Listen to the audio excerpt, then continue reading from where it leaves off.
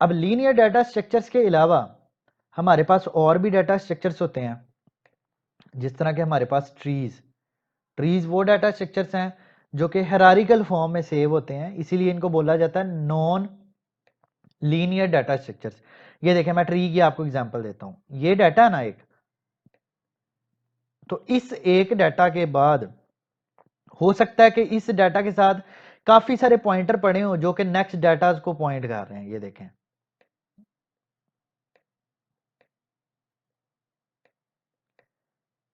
जिस तरह ये लिस्ट के अंदर आपको नजर आ रहा था कि ये अगर डाटा यहां पे पड़ा हुआ है 10, तो इस 10 के साथ एक पॉइंटर है जो कि नेक्स्ट इस डाटा को पॉइंट कर रहा है।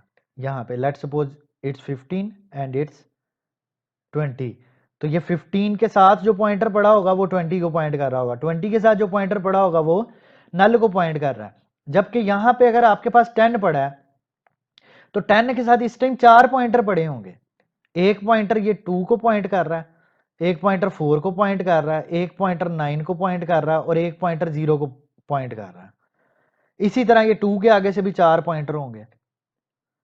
अब ये ट्रीज की एक किस्म है जिसके अंदर एक, ये जो आपको डाटा नजर आ रहा है इसको नोड बोलते हैं, नोड। और ये ट्रीज में सबसे टॉप वाले डाटा को हम बोलते हैं रूट नोड, जहां से ये ट्री बिल्ड हो रहा है। तो देखें, अगर ये 4 को कर रहा है तो नेक्स्ट भी 4 को कर रहा होगा, नेक्स्ट के पास भी 4 पॉइंटर होंगे, इसके पास भी 4 पॉइंटर होंगे, इसके पास भी 4 पॉइंटर होंगे। इसी तरह ट्री की दूसरी एक किस्म है जिसके अंदर सिर्फ और सिर्फ इसके बाद दो दो ये नोड्स पड़ी होंगी। अगर मैं इसको बोल रहा हूं रूट नोड, जिसके अंदर रूट रूट मतलब जहां से शुरू हो रहा है मेरा डाटा, उसको मैं कह रहा हूं रूट। और ये जिस जिस ब्लॉक में ये पड़ा हुआ है डाटा उसको नोड बोलते हैं। तो यहां पे ये एक नोड है, 2 3, यहां पे भी 3 नोड है, 1 2 3। लेकिन इसमें और इसमें, इन दोनों में क्या फर्क है? ये लीनियर है, जबकि ये लीनियर नहीं है, ये हायरार्किकल है। ये हायरार्किकल है, इसीलिए इनको क्या बोला जाता है? Hierarchical data structures. तो ट्रीज के आगे से काफी टाइप्स हैं जो कि हम देखेंगे नेक्स्ट आने वाले ट्यूटोरियल्स के अंदर। इसी तरह हमारे पास ग्राफ्स आएंगे। ग्राफ्स को आप समझ सकते हैं कि ये जो ये नोड्स थी ये आपस में इंटरकनेक्ट हुई होती हैं। ये देखो, अब ये इसके साथ कनेक्ट हो गई है। आप इसकी बड़ी अच्छी एग्जांपल ले सकते हैं कि आप जब दुनिया का मैप देखते हैं या गूगल मैप यूज करते हैं या उबर क्रीम वगैरह कोई एप्लीकेशन इस तरह यूज करते हैं, तो आपको उसके अंदर एक प्लेस से जाने के लिए दूसरी प्लेस पे पहुंचने तक आपको काफी सारे पाथ्स नजर आ रहे होते हैं। लेकिन आपको गूगल मैप कौन सा वाला पाथ दिखा रहा होता है? सबसे शॉर्टेस्ट पाथ दिखा रहा होता है। लेकिन अगर मैं बोलूं कि ये जो नोड्स हैं इनके, ये सिटीज हैं, सिटीज, ये सिटी एक है, ये सिटी बी है, ये सिटी सी है, तो ये तीनों सिटीज आपस में एक दूसरे से कनेक्टेड है। और मैं आपसे कहता हूं कि आपने इस सिटी से जाना है इस सिटी तक, और मैं कहता हूं इधर से डिस्टेंस जो है ना वो 2 किलोमीटर है, इधर ये 3 किलोमीटर है और ये 1 किलोमीटर है, और आपने यहां से यहां पे जाना है। मतलब आपका स्टार्ट ये है, एंड ये है। आप देखें जरा, आप अगर इधर से होके आएंगे तो ये कितना बनेगा? ये बनेगा 3 + 1 4 किलोमीटर, जबकि इधर से आप देखें ये 2 किलोमीटर। तो जब इस तरह का डाटा आपके पास आएगा ना जो सारा इंटरकनेक्टेड होगा आपस में, तो आप उसको किस में सेव किया करेंगे? ग्राफ्स में सेव किया करेंगे। देखें, अब जब आपके पास डाटा आता है तो वो डाटा को आपने देखना है कि मैं इनमें से किस डाटा स्ट्रक्चर के अंदर यूज करूं। बेसिकली तो ये सारी डाटा सेव कर रहे हैं अपने अंदर।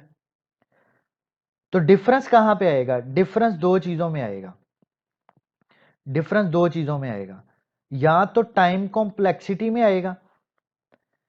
इनकी जो मैंने जेनेरिक आपको अभी फंक्शनैलिटीज बताई, ये add, search, delete, fetch all, record, update. अब देखें, ऐड करने का जो टाइम है वो अरे लिस्ट के लिए डिफरेंट होगा, लिंक लिस्ट के लिए डिफरेंट होगा, ट्रीज का जो एल्गो है वो डिफरेंट टाइम ले रहा होगा, ग्राफ का एल्गो डिफरेंट टाइम ले रहा होगा। तो वो ऐड की फंक्शनैलिटी जितना टाइम ले रही होगी हम उसको बोलेंगे time complexity of add function. मैं अपने नेक्स्ट ट्यूटोरियल के अंदर बताऊंगा कि टाइम कॉम्प्लेक्सिटी को कैसे कैलकुलेट करते हैं। अभी फिलहाल आपको यह पता होना चाहिए कि टाइम कॉम्प्लेक्सिटी का मतलब क्या है, कि कोई भी कोड है उसको एग्जीक्यूट होने में कितना टाइम लगेगा, वो उस कोड की टाइम कॉम्प्लेक्सिटी है। इसी तरह एक दूसरा वर्ड यूज किया जाता है स्पेस कॉम्प्लेक्सिटी। ऑफ कोर्स अगर टाइम कॉम्प्लेक्सिटी का मतलब ये है कि कितना टाइम लगता है, तो स्पेस कॉम्प्लेक्सिटी का मतलब क्या होगा कि वो कितनी मेमोरी यूज कर रहा है।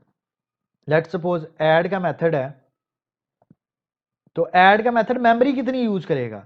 सर्च का मेथड है, तो मैं उस पर कोई सर्चिंग एल्गोरिथम लगाता हूं, उस सर्चिंग एल्गोरिथम की मेमोरी साइज जो है वो कितना होगा और उसकी टाइम कॉम्प्लेक्सिटी कितनी होगी। अब यहां पे मैं एक कीवर्ड यूज करूंगा, ट्रेड ऑफ। ये आप डाटा स्ट्रक्चर्स के अंदर और एल्गोरिथम्स के अंदर अक्सर ये वर्ड आप सुनेंगे, ट्रेड ऑफ। ट्रेड ऑफ का मतलब होता है कि एक चीज को बढ़ाना तो दूसरी चीज कम होती है। लेट्स सपोज मैं आपसे कहता हूं कि आपने अपना घर बनाने के लिए 20 लोगों को हायर किया, 5 मरले का आपका घर है, डबल स्टोरी घर बनाना है और 20 लोगों को आपने हायर कर लिया है। अब वो आपसे कहते हैं, जो भी आपने कॉन्ट्रैक्टर रखा वो आपसे कहता है कि सर 1 माह के अंदर आपका घर तैयार हो जाएगा। आप कहते हैं नहीं, मुझे 15 दिन में ये घर तैयार चाहिए। तो उस कॉन्ट्रैक्टर को क्या करना चाहिए, वो आपको बोलेगा कि यार 20 लोग है ना, तो इसको आप बढ़ा के 40 कर दो।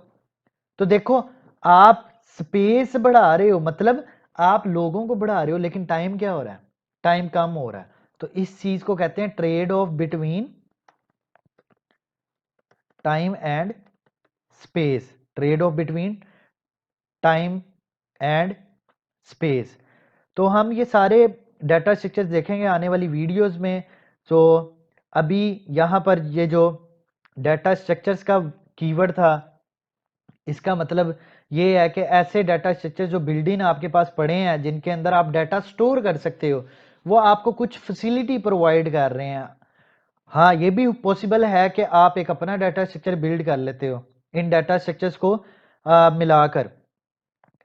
और ग्राफ ग्राफ की एक और एग्जांपल आपको देना चाहूंगा। आप फेसबुक यूज करते हैं, फेसबुक पे आपको म्यूचुअल फ्रेंड्स, फ्रेंड्स के फ्रेंड्स इस तरह आपको नजर आते हैं, तो आपको नहीं लगता कि वो भी एक ग्राफ की शक्ल है। जिस तरह ये देखें, ये एक फ्रेंड है ए, इसका फ्रेंड है बी, ये तो ए और बी आपस में कनेक्टेड है।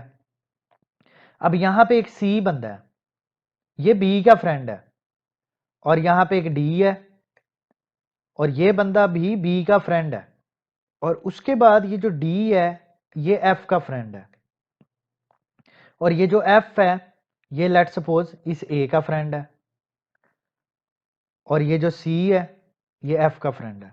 तो आप देख सकते हैं कि ए डायरेक्टली सी का फ्रेंड नहीं है, ए डायरेक्टली डी का फ्रेंड नहीं है, लेकिन आपको फेसबुक म्यूचुअल फ्रेंड्स की ऑप्शन दिखाता है।